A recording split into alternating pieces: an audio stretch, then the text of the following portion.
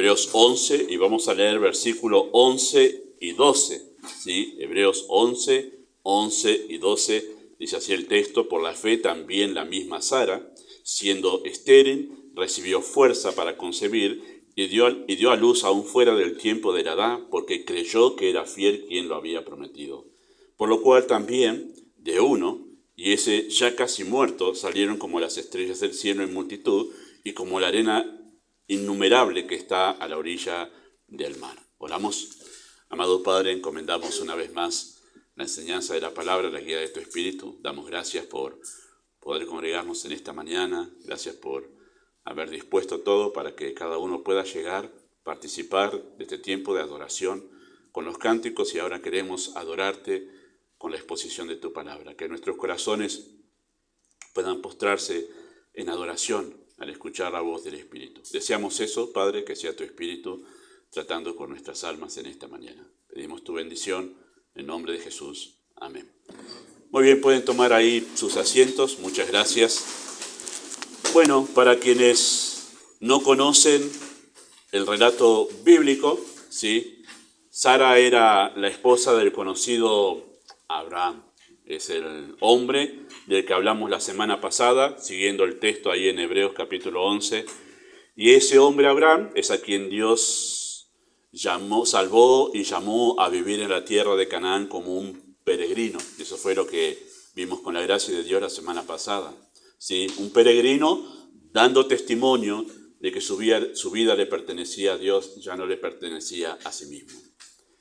Y Sara era 10 años menor que Abraham, ¿sí? Así que cuando llegaron a la tierra de Canaán, ella tenía 65 años, Sara, ¿sí? Y eso es importante para lo que significa la cita del escritor de los Hebreos acerca de esta mujer aquí en su acto de fe, ¿sí? Tenía 65 años. Y la primera vez que se menciona a Sara en la Biblia, ¿sí?, es para decir que ella era estéril y no tenía hijos. Eso es Génesis 11:30, es la primera mención que se hace en la Biblia acerca de esta mujer, y se destaca eso, ¿sí? Era estéril, pero en la historia que vemos acerca de Sara, por una obra sobrenatural de Dios, tuvo un hijo a sus 90 años. O sea, fuera del tiempo natural para concebir y dar a luz, incluso en esos tiempos, aunque ya en el tiempo de Sara y Abraham no se llegaban a los 300, 500 o 900 años. Después del diluvio la vida cambió completamente, pero aún así Sara vivió hasta los 126, sé que por ahí 27, por ahí 120 y algo. Pero aún así ya estaba fuera del tiempo natural para concebir y dar a luz. Lo interesante, simplemente el dato que ya sé que las mujeres lo escucharon en la reunión de damas, porque han estado estudiando la vida de Sara por 2 años, interesante que aún a esa edad, a los 65 años, su esposo y la gente alrededor decía que era una mujer hermosa, y que su esposo Abraham temía cada vez que iba a un lugar, porque si alguien se enamorase de ella y se la quitase, ¿no? Y hay 2 eventos muy marcados en el libro de Génesis donde eso sucedió, y que Abraham obró en desconfianza con Dios, ¿no? Mintió acerca de su mujer para que no lo matasen a él. Bueno, el asunto es que era una mujer hermosa a esa edad, ¿verdad? Pero a los 90 años tuvo un hijo.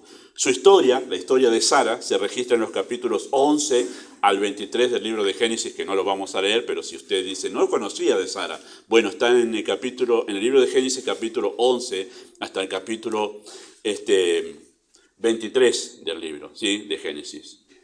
Pero su fe, la fe de Sara, trasciende el tiempo y es recordada por el Espíritu de Dios, especialmente en este pasaje y también en la carta de Pedro. Es recordada por el Espíritu de Dios como la mujer que creyó que Dios era fiel para cumplir sus promesas. Ese es su acto de fe. Ese es su acto de fe por el cual es recordada a través de los siglos, ¿sí? El hecho histórico no tiene por objeto, o sea, la historia de Sara, sí, no tiene por objeto, especialmente esto que se menciona aquí acerca de su esterilidad, porque es el hecho significativo que Dios utilizó para manifestarse a sí mismo a través de la vida de Sara, ¿sí?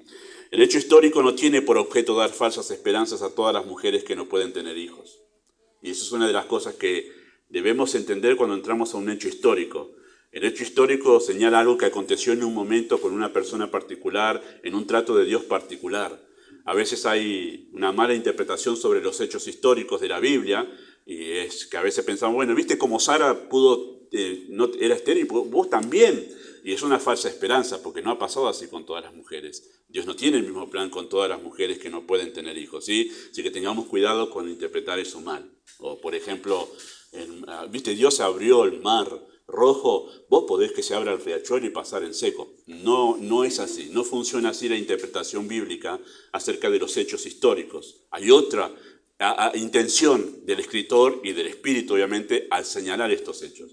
Y es ahí donde tenemos que tener mucho, mucho cuidado. Además, yo cometí un error cuando empecé el lunes a estudiar este texto de Hebreos 11, cometí un error de novato, que lo voy a mencionar en el tercer punto, pero cometí un error de predicador novato al leer el hecho histórico, y debemos tener mucho cuidado en esa interpretación, ¿sí? Así que no tiene por objeto dar falsas esperanzas, diciéndole que si actúan como Sara, Dios les dará como le dio a Sara. No es una regla que se establece a partir de Sara para que todas las mujeres estériles puedan tener hijos. No es una regla que se establece. Es un hecho particular y puntual que pasó en un momento en la historia. Pero el hecho histórico tiene por objeto en realidad enseñarnos que Dios es fiel y es digno de toda confianza. Ese es el propósito de este hecho histórico. Dios lo utilizó para darse a conocer a sus criaturas como un Dios fiel y que Él cumple en realidad sus propósitos y que es digno por eso de toda confianza. Ese es el mensaje en realidad del ejemplo de Sara aquí. Y de esto se trata en realidad este ejemplo de fe, de la confianza en la fidelidad de Dios, creer que Dios es capaz de cumplir con todo lo que prometió. Ese es el mensaje de este ejemplo que encontramos aquí. Así que Abel ofreció más excelente sacrificio que Caín. Enoc caminó con Dios. Noé temió a la advertencia que Dios había dado acerca del juicio que vendría. Abraham obedeció al llamado de Dios. Y Sara confió. Podemos utilizar otra palabra que es sinónimo en la teología bíblica de eso. Podemos decir que Sara descansó, porque esa es la idea de lo que aquí se manifiesta. Sara descansó en la fidelidad de Dios. Así que basados en su testimonio, el testimonio de la vida de Sara, ¿sí? El tema en esta mañana es la confianza en la fidelidad de Dios, es la evidencia de la fe verdadera. Si alguien tiene fe verdadera, descansará como Sara en la fidelidad de Dios. Y esto solo es posible por medio de la fe, porque una vez más, el versículo 11 comienza como todos los otros ejemplos de la fe, por la fe. Por la fe. Sin fe es imposible esto. Es por la fe. Esa fe que viene de Dios no la tenemos nosotros y nos es dada en el momento de la salvación, y por medio de eso sí es posible realmente descansar en la fidelidad de Dios. Bueno, la pregunta a responder en esta mañana con el ejemplo de esta mujer es: ¿qué significa confiar en la fidelidad de Dios? Porque eso nos responde el texto en realidad, ¿sí? ¿Qué significa confiar en la fidelidad de Dios? Bueno, en primer lugar, significa aceptar la realidad de quién es Dios. Aceptar esa realidad y vivir en base a esa realidad, ¿sí? Porque es interesante lo que dice el versículo 11. Por la fe también la misma Sara, siendo estéril, recibió fuerza para concebir y dio a luz aún fuera del tiempo de la edad. Porque, y ahí viene la razón de por qué creyó, por qué ella manifestó fe, ¿sí? ¿Por qué recibió fuerza? Bueno, porque creyó que era fiel quien lo había prometido, ¿sí? La fe de Sara se sustentaba en lo que Dios es. Ella creyó que Dios era, y yo lo puse acentuado el verbo ser ahí, ¿verdad? Era fiel. Y es importante, por eso lo acentúo, porque es importante el uso del verbo ser en este texto, ¿sí? El uso de ese verbo ser, que lo utilizamos nosotros muchas veces, casi en toda conversación lo utilizamos, ¿sí? Indica la esencia de la naturaleza de la persona. Cuando usamos el verbo ser de tal manera, ¿verdad? Nosotros usamos ese verbo para definir a la persona en sí, ¿sí? O definimos qué clase de persona es fulano, por ejemplo. Si lo usamos así el verbo ser. Por ejemplo, decimos fulano. ¿Vos sabés, conocés a fulano? Sí, fulano. Fulano es. Y ahí usamos el verbo ser. Fulano es dirigente, por ejemplo. Si conocemos que la persona se caracteriza por eso, por ser dirigente. O, por ejemplo, decimos mengano es. ¿Sí? Ahí utilizamos el verbo ser. Esforzado, por ejemplo, si la persona, Mengano es una persona trabajadora, decimos, oh, Mengano se caracteriza por eso. Ahí está utilizado el verbo ser de esa manera, identificando a la persona, ¿sí? O decimos, tal persona es, usamos el verbo ser, mentiroso. ¿Por qué? Porque se lo caracteriza porque siempre está mintiendo. O decimos, aquel es, y ahí usamos el verbo ser para identificar el todo de la persona. Ventajero, por la duda, aquel que se aprovecha de cada situación, ¿no? Bueno, ahí son simples ejemplos de la manera que nosotros usamos el verbo ser, que es la manera que está utilizada en este pasaje. Es para identificar el todo de la persona de la cual se está hablando. Dios es fiel.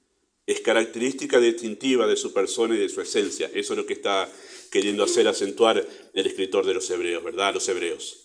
El verbo ser indica la característica distintiva de su comportamiento de la persona, ¿verdad? Una persona incumplidora no es digna de confianza, no crea incertidumbre, muchas dudas, pero una persona fiel nos inspira confianza, ¿no? Imaginemos una persona que sabemos que se caracteriza por ser cumplidora, ¿no? Te dice, mañana nos encontramos a las 4:10 en la estación de Lomas. Y si es una persona cumplidora, te dice, vamos, no llegamos, porque yo sé que fulano es cumplidor, va a estar ahí, 4:10 va a estar ahí, no le podemos fallar. Ahora, si la persona es incumplidora, te dice, mañana 4:10 estoy en la estación de Lomas, no te das problema, va a llegar a las 5. Ya lo conocemos. Entonces no te inspira confianza, te crea incertidumbre, y quizá ni sé si llega, porque no cumple nunca, no sé si va a llegar. Bueno, esa es la idea de lo que la persona es y lo que provoca en nosotros. Una persona fiel provoca que nosotros confiemos, estemos tranquilos, nos inspira confianza, esa es la idea, ¿sí? El hecho de que Dios es fiel significa que la fidelidad es parte de su naturaleza, y esto necesariamente incluye la realidad de su inmutabilidad, ¿sí? O sea, Dios es inmutable, eso significa que no cambia, ¿verdad? Esa es la realidad de Dios. Permanece siempre igual, sin que la composición de su ser sufra alguna alteración, eso es ser inmutable. De otra forma, si Él no fuese inmutable, Él no podría ser fiel. O sea, para que Dios sea fiel, necesariamente tiene que ser inmutable, porque si Él cambia, Él no puede ser fiel. Es como la persona en la que no podemos confiar. Es tan inestable emocionalmente que yo no sé si va a estar 4:10 en Lomas. Puede ser que se deprima y al final no va. Entonces, como es una persona variante, cambia, no puede llegar a ejercitar de la manera perfecta esa virtud de la fidelidad. Entonces, necesariamente para que Dios sea fiel, tiene que ser inmutable, tiene que ser un ser que no cambia, que no sufre variación alguna. Y eso es lo que está implícito en este acento de lo que dice el texto acerca de la fidelidad de Dios, lo que creyó Sara acerca de Dios, ¿sí? Para que Dios pueda ser inmutable, tiene que ser independiente y autosuficiente. O sea, Dios es fiel, para que sea fiel tiene que ser inmutable. Y para que sea inmutable, que no cambie, no sufra cambio, Él tiene que ser autosuficiente y tiene que ser independiente de todo lo externo a Él. O sea, todo esto está implícito en lo que Sara estaba creyendo acerca de Dios. Es fiel. Y es fiel porque es inmutable. Y es inmutable porque eres autosuficiente y eres independiente, ¿verdad? Esa verdad está implícita en el hecho de la naturaleza de Dios. No puede depender Dios de nada externo a su persona para su existencia. Si Él dependiese de algo externo para su existencia, Él podría sufrir cambios, porque estaría susceptible a todo lo que está a su alrededor. Y si es susceptible a todo lo que está a su alrededor y sufre cambios, ya no podría ser fiel. Entonces es fiel en su naturaleza porque Él es inmutable. Y es inmutable porque es independiente y es autosuficiente, ¿sí? Autosustentable, como solemos decir hoy en día, ¿sí? Si así fuese, ¿sí?, que Él sufre cambios, sería susceptible a esos cambios y no sería inmutable, no sería independiente y no podría ser fiel. Por eso, cuando Dios se presentó ante Moisés, esto es Éxodo capítulo 3, capítulo 4, Dios le dijo, yo soy el que soy. Interesante. Si el pueblo de Israel le dice a Moisés, me pregunta, ¿quién te envió? Bueno, vos le vas a decir, yo soy el que soy. La primera vez que Dios se presenta con ese nombre a Moisés para que le diga, yo soy el que soy. ¿Qué significa ese yo soy el que soy? Bueno, yo soy el que existo por mí mismo. Eso es lo que le está diciendo. Yo soy un ser autosustentable, me sustento a mí mismo, ¿sí? Ningún factor externo lo influye, por eso no cambia, por eso puede ser fiel. ¿Y por qué se presentó de esa manera Dios al pueblo de Israel? Para que le digan, hay promesas respecto a ustedes. Hay promesas que yo le hice a Abraham, hay promesas que yo le hice a sus padres. Entonces ve y dile que yo voy a cumplir esas promesas. ¿Y por qué las vas a cumplir? Porque yo soy el que soy. Porque yo soy fiel, por eso, porque yo no cambio, yo voy a permanecer. No cambió nada de lo que le prometí a vuestro padre, Abraham, a los patriarcas. Yo sigo pensando lo mismo, nada ha cambiado. Diles que yo soy el que soy. Soy autosustentable, ninguna cosa externa me ha hecho cambiar. No hay nada que me haya influido para cambiar en mis propósitos y en mis planes para con ustedes. Diles, yo soy el que soy, me ha enviado. Estamos tranquilos, Él no ha cambiado. Porque no cambia nunca, nada lo puede hacer alterar. En otras palabras, Dios le estaba diciendo a Moisés, yo soy digno de confianza, no cambio y no voy a cambiar. Pueden creer en mi palabra porque nada puede hacerme cambiar. La seguridad de sus propósitos y de sus promesas reposan en su fidelidad.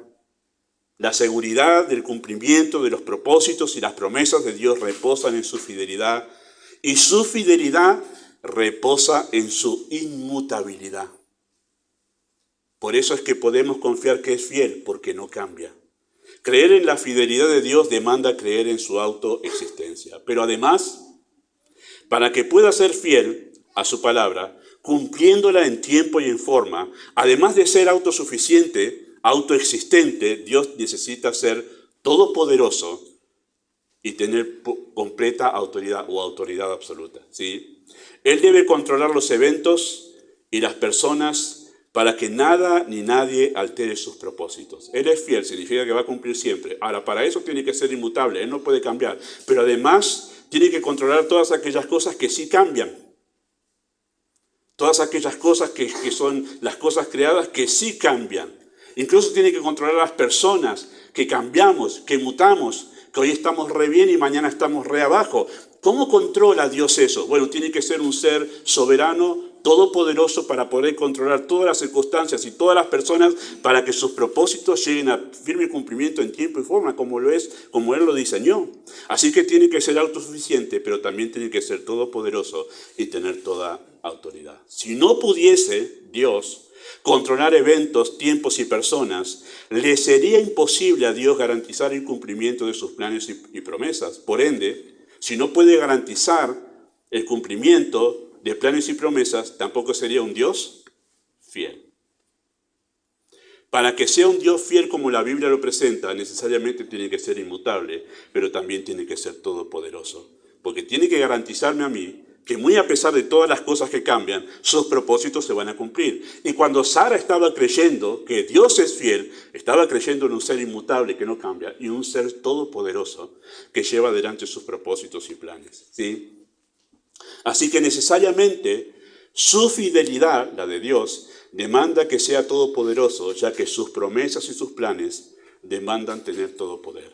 Dios no ha hecho promesas y planes donde en verdad las cuestiones están dependiendo de las circunstancias, sino ha hecho promesas y planes que están por sobre las circunstancias y las personas. Y para que eso suceda, tiene que ser un ser superior, todopoderoso.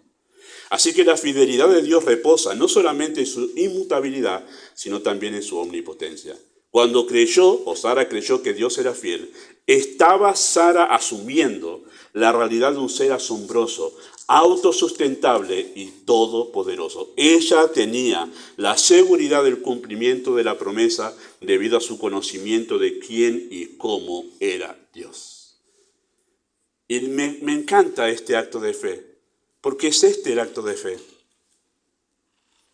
Me gusta decir esto, perdónenme, pero es porque por ahí se habla acerca de la fe como cosas, como luces brillando por todos lados, hablando en lenguas angelicales, haciendo sanidades y milagros por aquí y por allá, y el Espíritu dice, este es un acto de fe. Creyó que Dios era fiel, y ese es el acto de fe por el cual Sara es recordada por siempre, por todas las generaciones, y será así recordada en el cielo. Ella creyó, se afirmó en su fe, creyendo, conociendo quién y cómo es Dios. Así que la fe, queridos hermanos, se nutre y se sustenta de la realidad de quién es Dios. La fe se sustenta por la realidad de quién es Dios. Confiar en la fidelidad de Dios implica aceptar la realidad de que Él es fiel. Por eso es que a mayor conocimiento de Dios, mayor fe vamos a tener. Usted dice, Dios, dame más fe. Bueno, aquí está. Toma. Aquí está el que alimenta tu fe, el conocimiento acerca de Dios. Léela, ahí me revelé yo.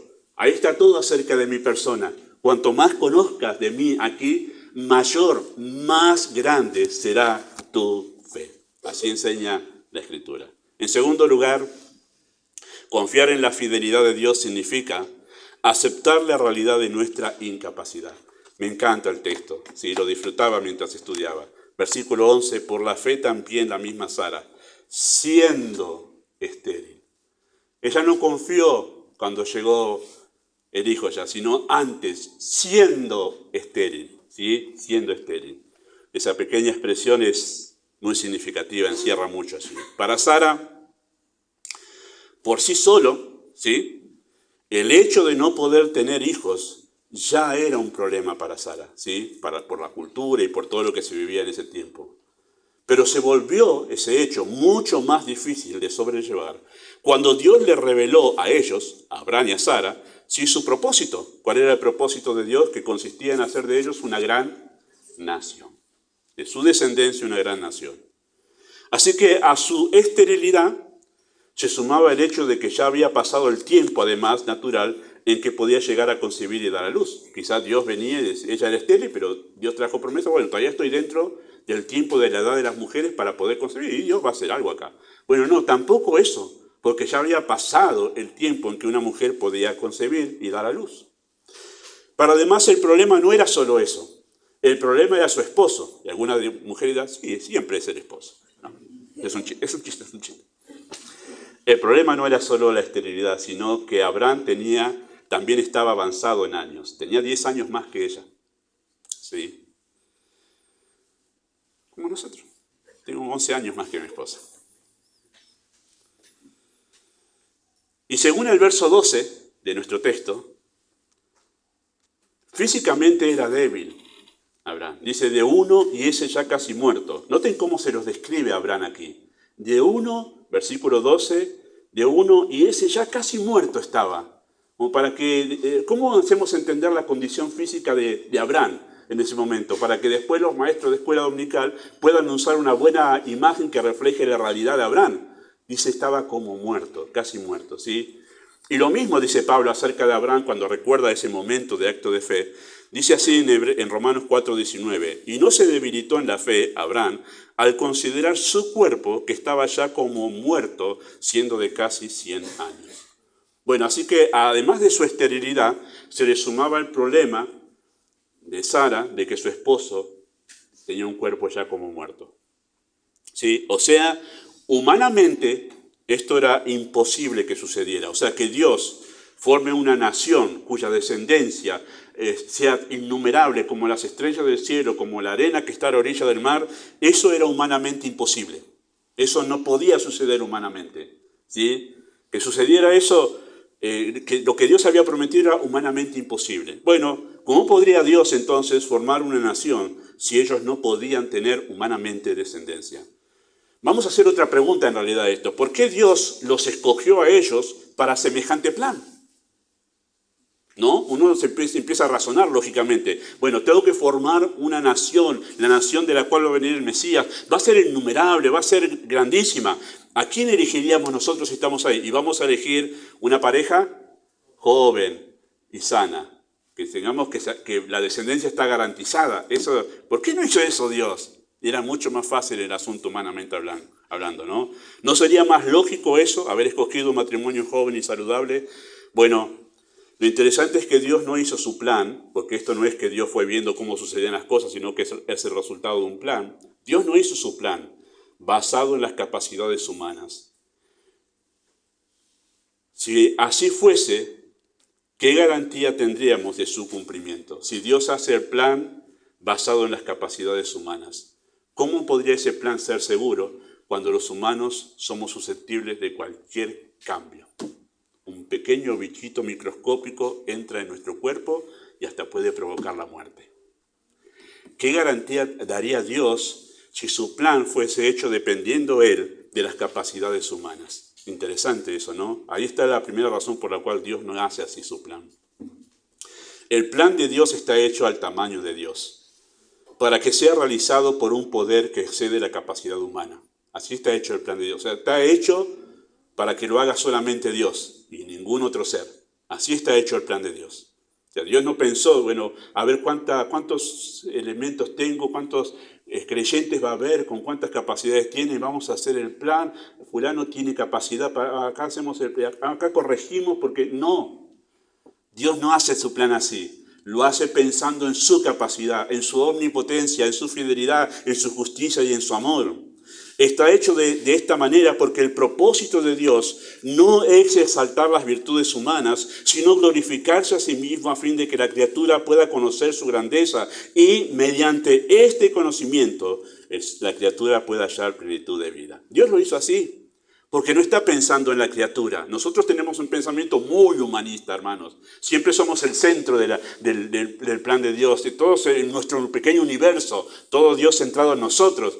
Dios está pensando en algo mucho más grande, que en realidad es Él, eso más grande. Y la razón por la cual escogió a Sara y a Abraham, no porque en ellos había algo diferente y especial de los demás seres humanos, estos eran buenitos, por eso los escogió. No, sencillamente porque Él escogió lo vil y lo despreciado de este mundo y lo que no es, para mostrarse a Él como un Dios poderoso y un Dios fiel. Escogió a propósito a Abraham y a Sara para manifestarse Él y que las criaturas conozcan que Él es un Dios fiel, que es todopoderoso, que es inmutable, que Él no cambia, que es autosustentable. Y esa es la razón de escoger estos dos ancianos con cuerpos casi muertos para mostrar ese Dios vivo y verdadero. Tremendo. El plan está hecho al tamaño de Dios para que la criatura entienda su dependencia del Ser Supremo. El plan de Dios está hecho para que entendamos que no hay ninguna cosa imposible para Dios. No para que le pidamos cualquier cosa que se nos ocurra, sino para que confiemos en su plan, que su plan es seguro, aunque humanamente parece imposible. ¿Sí? Pensaba en esto como predicador, usted lo puede añadir aplicar a su propia actividad diaria y dentro de lo que usted entiende que está dentro del plan de Dios. Pero yo pienso en esto que hago todos los domingos y cada vez que hay reunión de abrir la Escritura y enseñarla. A mí se me ha dicho que Dios le ha placido salvar a los creyentes por la locura de la predicación. Y alguno dice, che, esto de enseñar la Biblia es aburridísimo. Humanamente es aburridísimo. 40 minutos, 50, escuchando a un hombre hablando y explicando y hablando de verbo y hablando de contexto y hablando de esto. ¿Qué va a salvar eso a una persona? Bueno, a mí me dicen que Dios es poderoso. Ha hecho reposar su poder en la exposición de las Escrituras. Y vaya que lo hemos visto muchas veces. Y lo hemos visto en pandemia, gente salvándose sin ni siquiera estar presente en la iglesia. Ya recuerdo ese momento que alguien aquí, hay una hermana muy preciada, se salvó, que en pandemia mandó un mensaje sobre la membresía de la iglesia. ¿Quién puede pensar que alguien se salve con membresía de la iglesia? Y me dice, pastor, me doy cuenta que no soy salva. Y hoy vemos los frutos de esa conversión. Tremendo. ¿Quién hace eso? Porque el plan está hecho al tamaño de Dios, no a la capacidad humana. No al hecho de la capacidad humana. ¿Para qué? Para mostrar que Él es un Dios poderoso, que Él es un Dios fiel. ¿Sí? Así que al creer que Dios es fiel, Sara estaba asumiendo que Dios es capaz de cumplir su promesa, muy a pesar de su propia incapacidad. Nosotros somos muy tendientes a pensar en nuestros pasos de obediencia centrados en nosotros, en nuestras capacidades. No, yo no puedo. No, yo no soy capaz. No, yo... Si ustedes hubiesen conocido al Gustavo de los 16 años, los 14, cuando el Señor me salvó apenas, jamás se les hubiese ocurrido que este muchacho iba a estar acá hablando. Hoy ya es un hombre grande, pero iba a estar acá hablando en el púlpito. Jamás. No hablaba una palabra, hermanos. Mi familia lo puede corroborar. No decía ni mu, nada. Introvertido en todos los sentidos. Y pensar que puedo estar aquí hablando, esto es solamente una maravilla de Dios. es la gracia de Dios. Yo no lo atribuyo a otra cosa. No tengo ni una pizca de capacidad natural para poder hacer esto, de poder comunicar el mensaje de Dios. Esto es obra de Dios y lo ha hecho así. ¿Para qué? Para que Él sea exaltado. Por eso me incomoda un poco cuando dice, ay, pastor, qué bueno es al Señor, porque si usted conociese realmente a este Gustavo, usted sí, tenés razón, es una maravilla de Dios esto. ¿Cómo puede ser? Es milagroso esto. Es así. Todo está hecho de esa manera para que nosotros entendamos que se trata de Él y no de nosotros. Ella estaba asumiendo, Sara, cuando decidió decir creer firmemente en la fidelidad de Dios, estaba asumiendo que su incapacidad no era un problema para Dios. Y cuando nosotros damos un paso de obediencia, muy a pesar de que sabemos de nuestra incapacidad, lo que estamos haciendo es asumiendo que Dios puede más allá de lo incapaz que yo soy. Y cada vez que me subo al púlpito pienso lo mismo. Yo me escucho para poder crecer y poder madurar como predicador, pero yo digo, wow, pobre gente la de esta iglesia. Pero yo confío que Dios puede obrar más allá de mí. Dios puede obrar, queridos papás, en sus hijos muy a pesar de ustedes. Dios puede obrar, hijos, muy a pesar del contexto que ustedes están, de sus pecados, de sus rebeliones. Dios puede obrar muy a pesar de eso. Dios no eligió a Abraham y a Sara para llevar a cabo sus propósitos redentores porque ellos reunían las condiciones apropiadas para tener descendencia, sino justamente por todo lo contrario. Aceptar la realidad de su propia incapacidad demandaba que Sara confiase plenamente en la fidelidad de Dios y no en sí misma. Y este es el propósito de Dios. Al ponernos en nosotros en situaciones que exceden nuestra capacidad, no para que digamos, yo no puedo, sino para decir, confío en el Señor. No puedo confiar en mí. Tremendo. Así que la fe lo que hace en realidad es sacar la mirada de nuestra propia insuficiencia para elevarla a la suficiencia de Dios. Que eso es la experiencia de Pablo en 2 Corintios capítulo 12, ¿verdad? Donde Pablo dice, aprendí que cuando soy débil, entonces ya no me miro mi debilidad, ahora miro la suficiencia de Cristo. Eso es lo que está enseñando aquí el hecho del ejemplo de Sara, ¿sí? El plan está hecho para esto, que la mirada de la fe esté puesta en Dios. Y me gusta esto como lo vivió también su esposo, Abraham, porque el pasaje paralelo enseña que él vivió lo mismo en realidad, la misma situación. Está relatada en Romanos 4, 18 al 21, y escúchenlo, sé que algunos lo conocen. Dice que él creyó, Abraham, en esperanza contra esperanza para llegar a ser padre de muchas gentes conforme a lo que se le había dicho. O sea, él creyó en esperanza contra esperanza. O sea, tuvo esperanza cuando no había nada para tener esperanza. Eso es creer esperanza contra esperanza. No hay nada en realidad.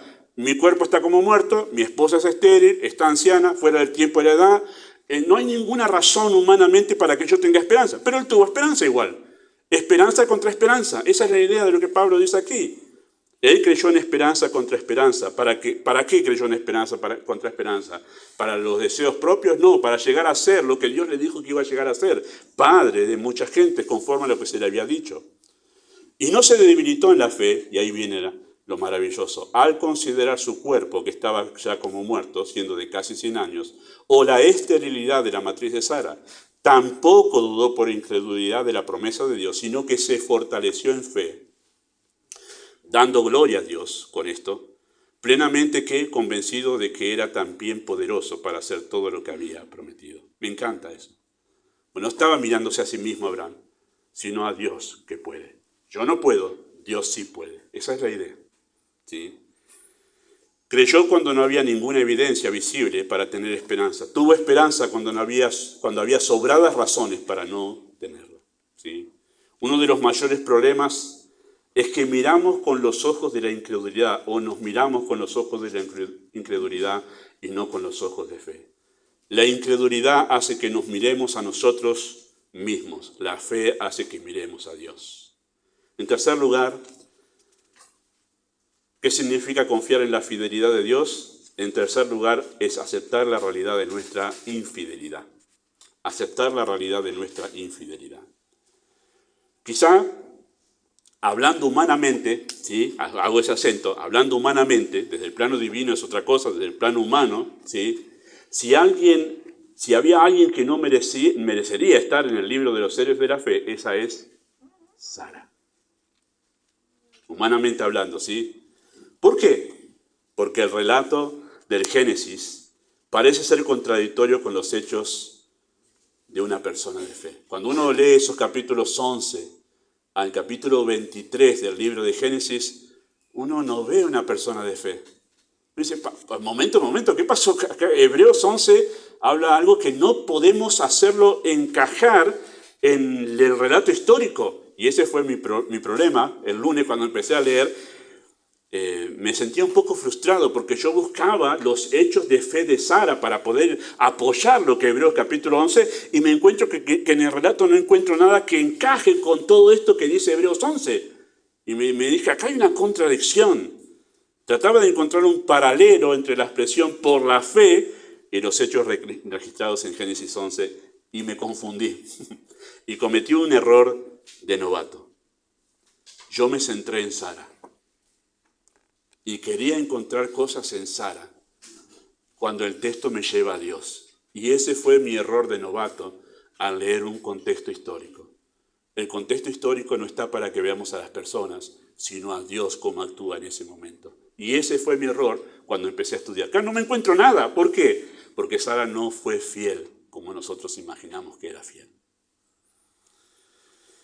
Cuando observamos la vida de Sara en Génesis, nos encontramos con uno de los hechos más sobresalientes de la falta de fe. Yo les invito, porque necesitamos verlo, Génesis capítulo 16, brevemente ahí. Génesis 16, las mujeres se van a acordar porque lo vieron el año pasado a esto. Génesis capítulo 16. Está uno de los hechos más sobresalientes en la Biblia de la falta de fe. Y además porque fue durísimo para ellos como matrimonio, y además porque trajo consecuencias muy, muy tristes para la nación, para el futuro de la descendencia de ellos. Pero dice Génesis capítulo 16 de esta manera: Sarai, mujer de Abraham, no le daba hijos. Ella tenía una sierva egipcia que se llamaba Agar.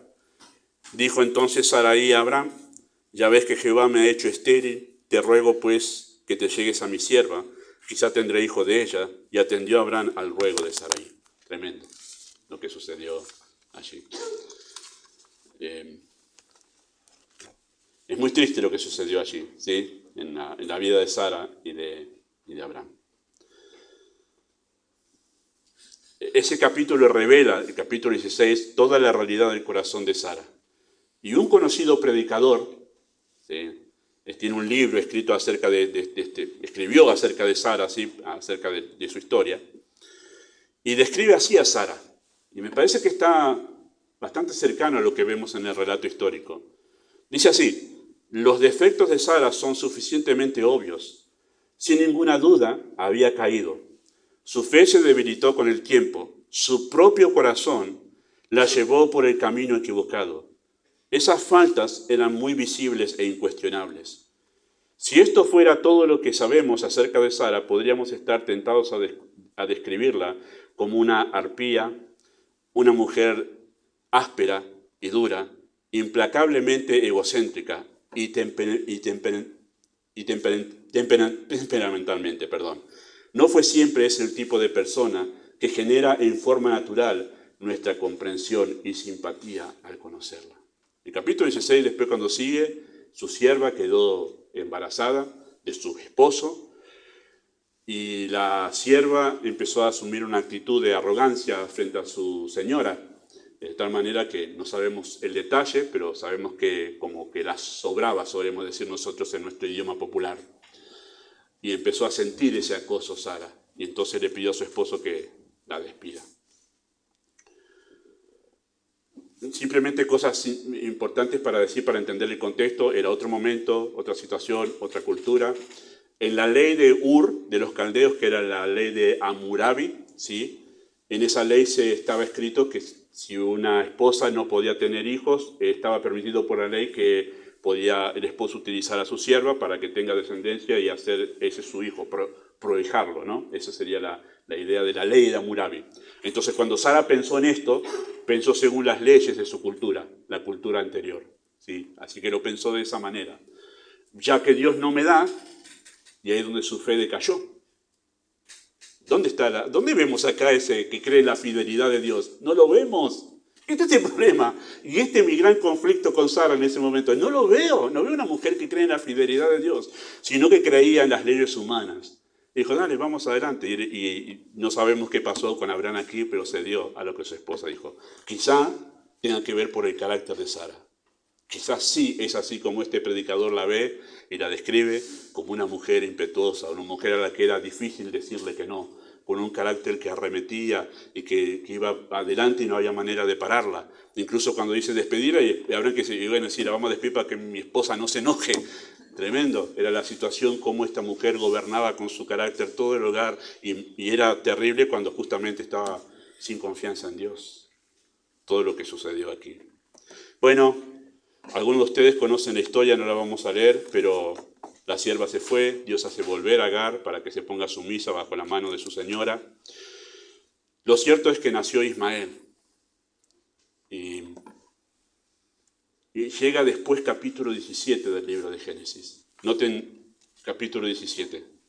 Era Abraham de edad de 99 años cuando le apareció Jehová y le dijo, yo soy el Dios Todopoderoso, anda delante de mí y sé perfecto.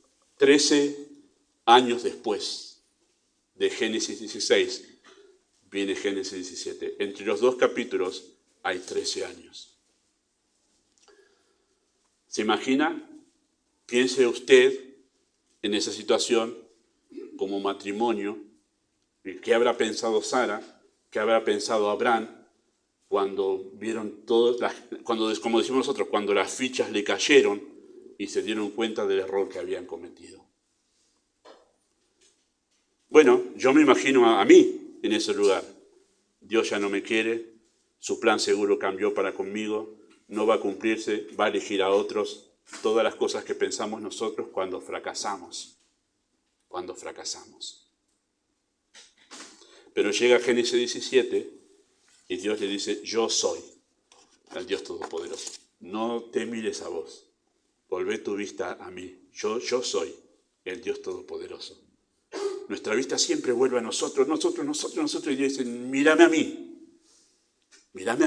Acá atento, como cuando los hijos hablan con los padres, mírame a mí, ahora mírame a mí. Y Dios dice así, yo soy el Dios Todopoderoso. Anda delante de mí, sé perfecto. ¿Y qué dice el versículo 2? Pondré mi pacto entre mí y ti y te multiplicaré en gran manera. Palabras consoladoras ante personas infieles. Yo sigo pensando igual. Yo no cambio. Mi pacto lo establezco contigo y tu descendencia. No he cambiado. 3 años después llega el consuelo de Dios para decirle a estos infieles, Dios, yo sigo igual. Yo soy Dios que sigo igual. Entonces, versículo 3, Abraham se postró sobre su rostro, que es lo que yo haría. Si Dios llega y me dice, yo no cambié, yo sigo pensando igual, Gustavo. Y se postró sobre su rostro. Y Dios habló con él diciendo, y entonces establece un pacto. Pero a mí me gusta lo que dice en versículo 16. Versículo 15. Dijo también Dios a Abraham, a Sarai tu mujer, no la llamarás Sarai, mas Sara será su nombre. ¿Y qué? Y la bendeciré, y también te daré de ella hijos, sí la bendeciré, y vendrá a ser madre de naciones, reyes y pueblos vendrán de ella. ¿Se imagina el corazón de Sara cuando escuchó esto? ¿Se imagina el corazón de Sara cuando escuchó esto? No cambio yo, sigo pensando en ti, Sara. Mi plan no cambió contigo, yo sigo. Tú eres infiel, pero yo soy fiel. Esas fueron las palabras de Dios para Sarai. Confirmó el pacto con Abraham, confirmó el pacto con Sara. Nosotros solemos pensar que Dios es fiel porque nosotros somos fieles, ¿verdad? ¿Cuántas veces lo pensamos?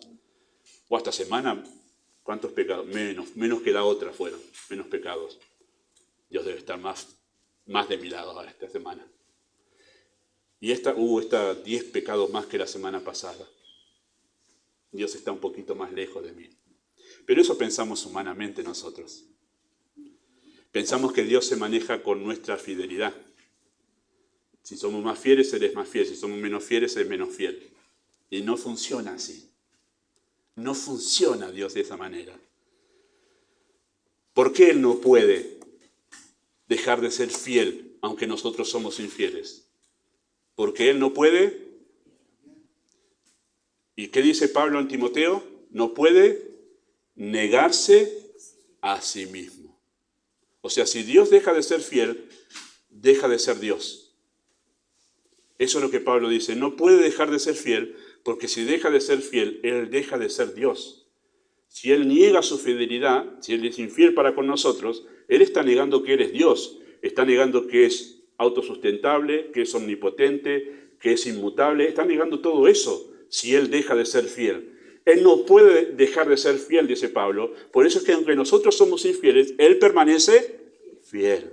Y damos un amén a todo eso, gracias a Dios que es así. Que Él no depende de nuestra fidelidad. Nosotros somos fieles no para que Dios siga siendo fiel. Somos fieles en gratitud a toda la fidelidad que Dios muestra para con nosotros. No es una cuestión comercial con Dios. No es un almacenero con el que voy y le doy 5 de fidelidad y Él me devuelve 10. Mañana voy y compro un poquito más de fidelidad con mi oración, con mi lectura de la Biblia, con mi asistencia a la iglesia, con mis buenas obras, le compro un poquito más de fidelidad. No es un almacenero Dios. No es un comerciante que está tratando con nosotros, a ver cuánta fidelidad me trajiste hoy, ponerla acá sobre la mesa, bueno, hoy tantas bendiciones. No funciona así nuestro Dios. Eres completa y plenamente fiel, muy a pesar que no tenemos una monedita de fidelidad. Ay, pastor, eso que usted dice va a dar lugar a que la gente diga que pueda hacer lo que quiera, total, Dios va a seguir siendo fiel. Mire, eso es lo que enseña la Biblia, no le voy a mentir. Él permanece fiel muy a pesar de nuestra infidelidad. Eso enseña la Biblia. ¿Es un pase libre para hacer lo que queramos? Por supuesto que no. Porque aún Sara y Abraham sufrieron las consecuencias. Las consecuencias no fueron omitidas de su mal paso. Porque esa nación que surgió de Ismael son los que hoy... No sabía que ahora estamos bombardeando Israel, pero son todas esas naciones que se formaron alrededor de Israel, los descendientes de Ismael. Las consecuencias de ese acto se sufren hasta el día de hoy, pero Dios permaneció fiel con lo que había prometido hacer con Sara y con Abraham. Dios es fiel a pesar de nuestra infidelidad. Así que, queridos hermanos, la fe verdadera nos lleva a creer en la fidelidad de Dios muy a pesar de nuestra debilidad. ¿Y eso qué produce? Descanso. Señor, no llego y no vamos a llegar en este mundo a tener una fidelidad perfecta y completa. Pero nos ayuda y nos da descanso saber que Él sí. Él sí. Y eso hace que nuestra infidelidad lo que hará, y cuando Dios la permite, hará que en realidad nuestros ojos una vez más de nosotros se ha llevado una vez más a Él. Ojalá el Señor haga eso, use nuestra infidelidad para atraernos nuevamente. Decir, tú eres un Dios fiel, tú no cambias, Él no cambia. No cambia de actitud para con nosotros. Y que damos muchas gracias a Dios por eso. Y ahí me encontré tan tranquilo con esto, porque pude verme reflejado en Sara. Y ahí es donde entendí a Sara. Pude verme reflejado en su infidelidad día a día, pero también pude hacer lo mismo que ella, elevar la vista a un Dios que sí es fiel. Amado Dios, tú eres digno de confianza. Tú eres un Dios que siempre hará lo que ha planeado y prometido. Y eso inspira nuestro corazón para que podamos descansar en ti. Motívanos a ser fieles, pero también a saber que podemos seguir acercándonos a ti muy a pesar de nuestra infidelidad. Tú nos recibes igual. Bendice tu palabra, habla más allá de lo que hemos dicho en este momento, en el nombre de Jesús. Amén.